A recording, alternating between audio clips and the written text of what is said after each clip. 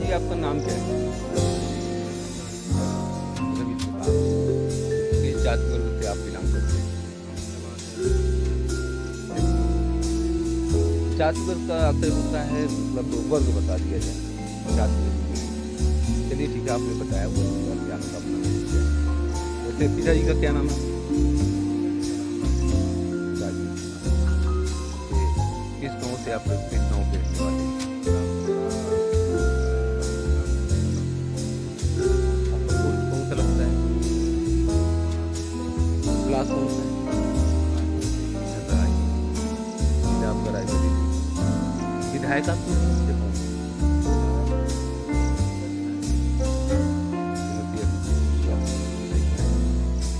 तो आपका एजुकेशन क्या है, मतलब आपकी क्या है? ये कंप्लीट है आपकी? अच्छा, किस स्ट्रीम से थे, मतलब सब्जेक्ट आपके कौन कौन से?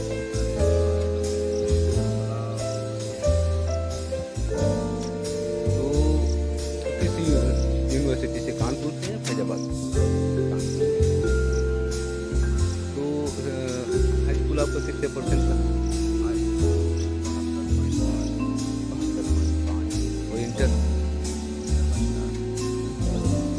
क्यों इंटर में क्या हुआ, किस कारण से?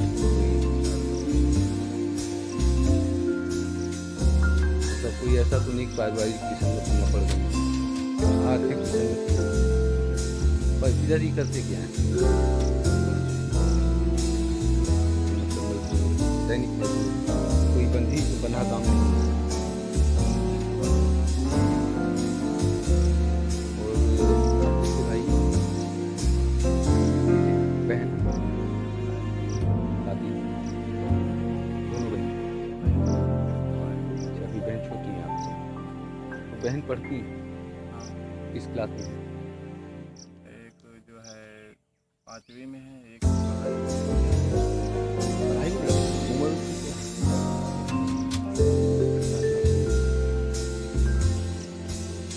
सरकार की इतनी बड़ी बड़ी योजनाएं चल रही थी कि नहीं, मतलब सरकार कह रही थी कि हम हर बच्चे का अधिकार है शिक्षा।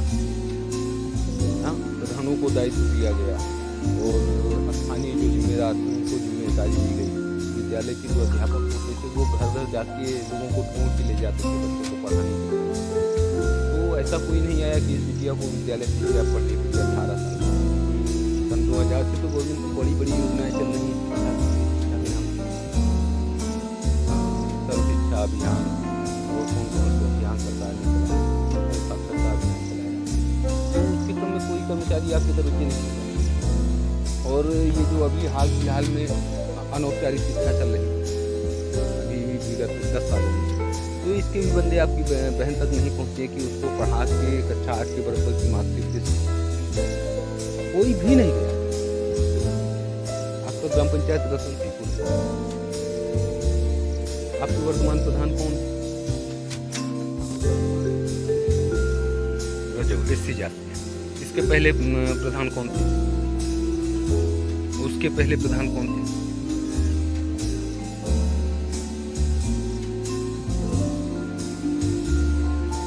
तो कल्लू और राजेश के बीच में क्या कोई दूसरा प्रधान हुआ क्या?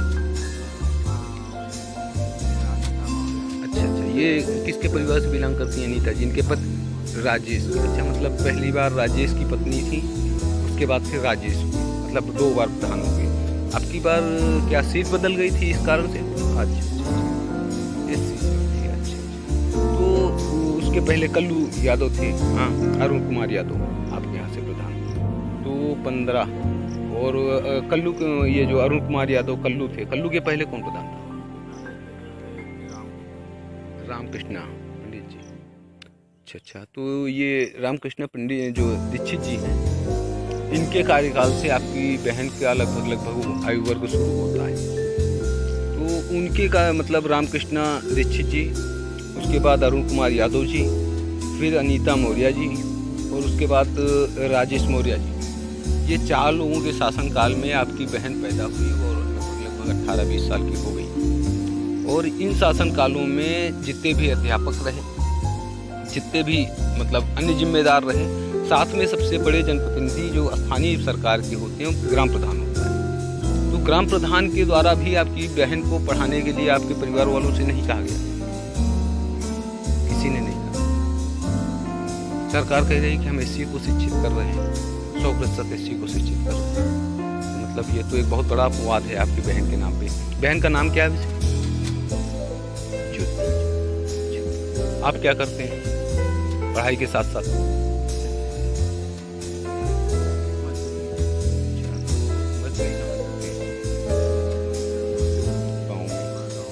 चलो बुला लेते हैं।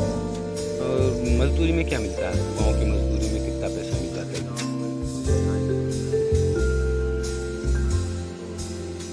200-250 जो जैसा होता है, मतलब अपना अंडरस्टूड किससे हमारा किस तरीके का रिश्ता है। और आपके पिताजी के पास खेती क्या है?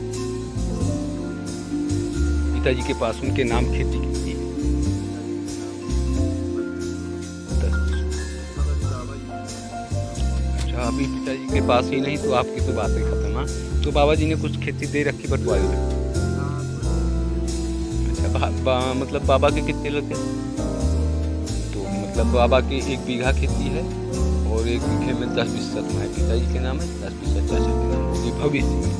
अभी वर्तमान में आपके पास कुछ नहीं। तो ये खर्चा वगैरह कैसे चलता है परिवार का?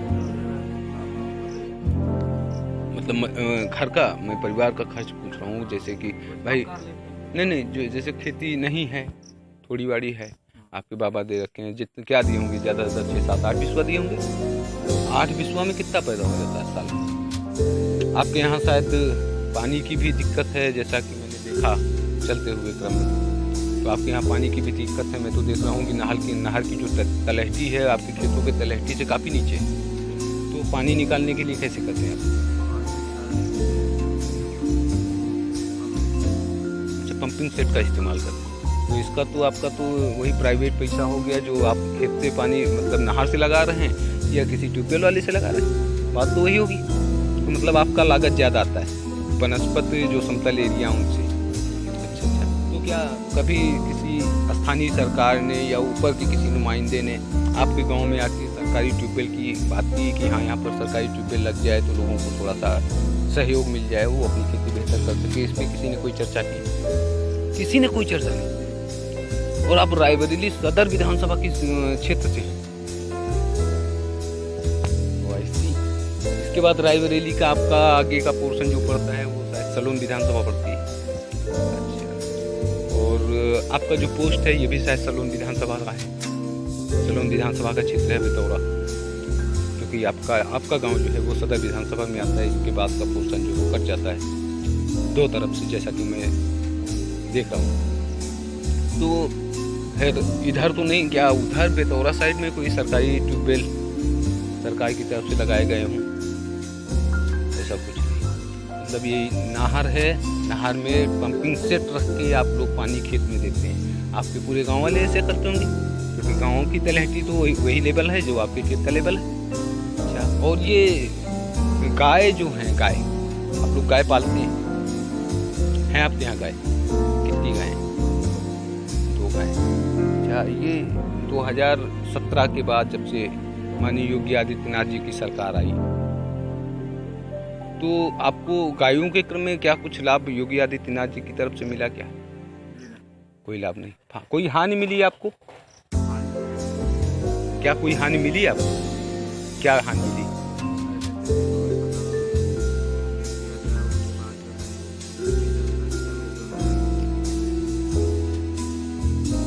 मतलब जानवर जो हैं वो आपका नुकसान कर रहे हैं। ये जानवर कौन से? नील गाय हैं? नील गाय कम हुई, गाय ज़्यादा हो गई। मतलब क्या माना जाए कि ये जैसे कि कोई गाय है आपके यहाँ या कोई बछड़ा है, आपको दिखाई पड़ता है कि एक मोटा सा तगड़ा सांड जो है हमारे यहाँ खेत में चल रहा है, 2-4-6 दिन दिखाई पड़ता है। तो क्या वो लगातार आपके खेत में पड़ोस के गाँव में दिखाई पड़ता है या कभी गायब भी हो जाता है? गायब हो जाता है, फिर आपको आसपास दिखाई नहीं पड़ता। ऐसा क्या माना जाए कि ये कहाँ जा रहे हैं सांड? भाई सरकार ने तो बेचने पे रोक लगा दिया है, जैसा मैं देख रहा हूँ, क्योंकि मैं भी उत्तर प्रदेश से ही बिलोंग करता हूँ, रायबरेली जिले से ही बिलोंग करता हूँ। तो अगरचे ऐसा है कि सरकार जो है इन जानवरों को बेचने पे रोक लगा दिया।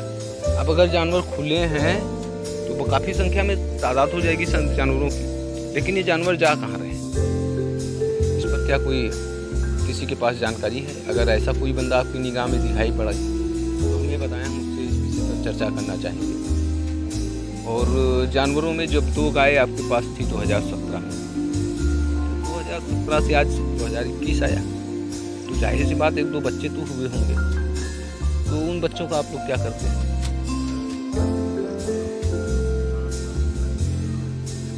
अच्छा। तो वर्तमान में 3 जानवर गौवंश आपके पास है। तो अच्छा 2 हैं। अगर अब गाय तो फिर से बच्चा देने वाली होगी, तो अब अगला बच्चा दे देगी। पीछे कौन सा बच्चा है, बछड़ा है, बछिया है?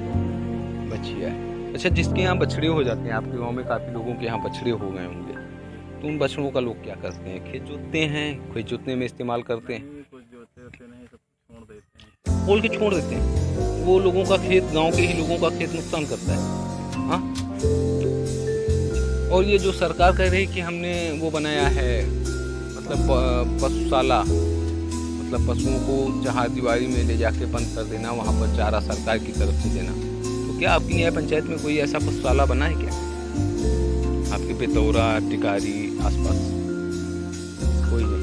अच्छा। एक और पता चला है कि आपके लुधवारी ग्राम सभा में, राही ब्लॉक के अंतर्गत आता है, वहाँ पर एक पशुशाला है। उस पशुशाला के बारे में क्या कुछ एक्सपीरियंस है आपके पास? वहाँ कभी गए, वहाँ के जानवरों की कंडीशन देखी? तो और आपके यहाँ पिताजी का राशन कार्ड कौन सा है? सफ़ेद है। जमीन 10 बिस्सा है, राशन कार्ड सफ़ेद है। किसके समय में बना है, किस प्रधान के कार्यकाल में?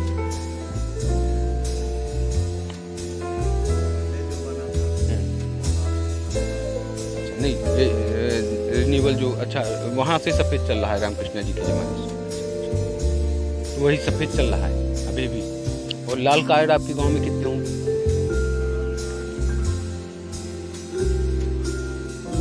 सकरा में? अच्छा, ग्राम पंचायत में। मैं सकरा में ही जानना चाह रहा था कि कितने आपके रतनसिंहपुर में, जो आपका पूर्वा है सकरा में कुल कितने राशन कार्ड जो है वो लाल है? आपसे गरीबों को दिए गए कि आपसे अमीरों को भी दिए गए? नहीं, अमीरों को कितने उसमें दिए गए? 60-70 में ज़्यादा मात्रा में दिए गए। मतलब वो अमीर लगभग कितने अमीर होंगे? क्या उनकी रेपुटेशन क्या होगी? घर वगैरह उनका कैसा होगा? आपका घर कैसा है?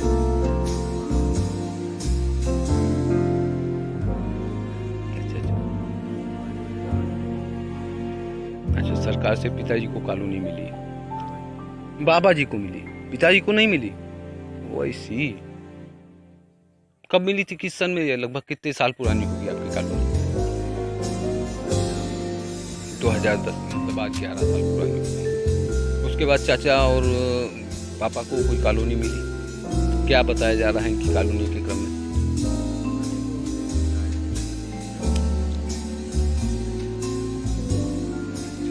तो आप इस विषय में क्या कहना चाहेंगे कि सरकार एक अधिनियम लाई है, एससी को हम ज़्यादा प्रमोट करेंगे, SC ST को, तो क्या वो जो सरकार वहाँ से भेज रही है SC ST को प्रमोट करने के लिए, शैक्षणिक दृष्टिकोण से, आर्थिक दृष्टिकोण से संबल देने का काम कर रही है, तो क्या आप लोगों के गांव में किसी के पास ऐसा कोई लाभ पहुँचा, सरकारी लाभ रहा हो जिससे वो मोटा हो गया हो? कोई लाभ नहीं। और एक अधिनियम अभी हाल फिलहाल में गवर्नमेंट ने पास किया था 2019 में, SC ST एक्ट, अनुसूचित जात जनजात संवर्धन संरक्षण एक्ट। तो उसका आपको क्या नजरिए दिखाई पड़ता है? ये कैसा एक्ट है? क्या इससे SC ST मजबूत होंगे या समाज में कोई विकृति पैदा होगी? आपका मानना, आपका नजरिया?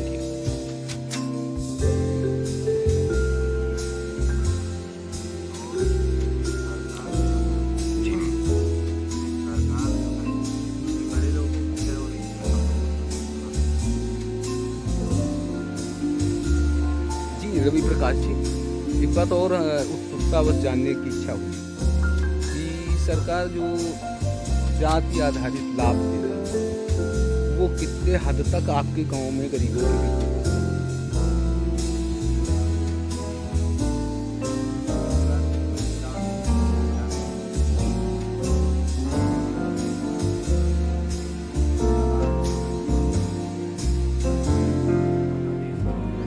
जी जी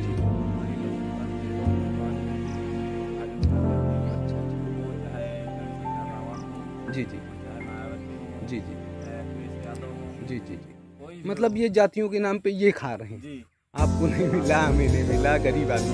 अच्छा, आपका क्या नज़रिया है कि ये किस तरीके से डिलीवर किया जाए कि समाज में समरसता आ जाए?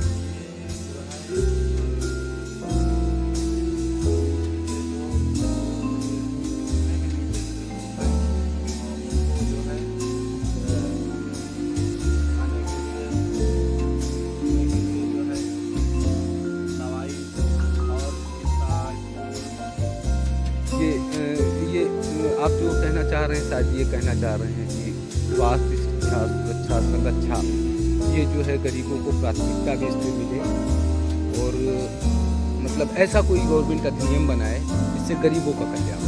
शायद आप ये कहना चाहते हैं। तो क्या मतलब अगर आपको मौका दिया जाए कि आपको, जैसे वो पिक्चर आपने देखी होगी हाँ, 24 घंटे के लिए सीएम बनाया जाता है, अगर आपको 24 घंटे के लिए सीएम बनने का मौका मिले तो आप क्या करेंगे सबसे पहली दृष्टि में जो कि समाज में समरसता लाता है?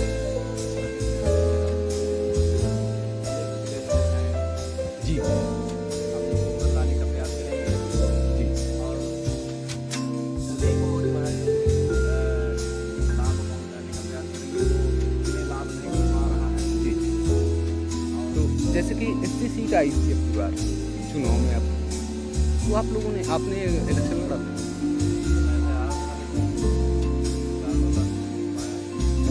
कुछ कारणों, क्या आर्थिक विसंगति या और कोई कारण?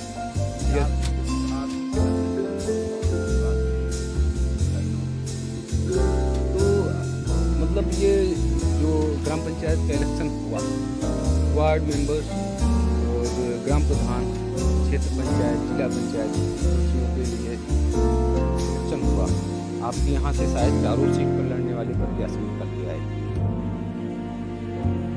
SC सीट थी, आप पढ़े लिखे, जागरूक दिखाई पड़ रहे हैं, लेकिन आपने अभ्यावेदन नहीं किया। उसके पीछे कारण जमीनी कारण, मतलब आर्थिक विसंगति तो थी, ये तो हम मानते हैं, लेकिन और कुछ फैक्टर रहे होंगे जिसके कारण आपने अपना कदम पीछे किया।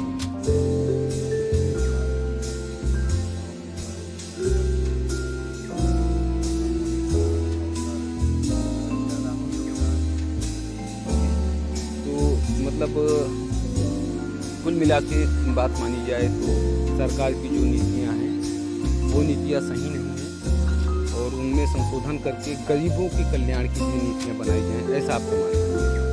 धन्यवाद, बहुत बहुत धन्यवाद, आपने मुझे समय दिया।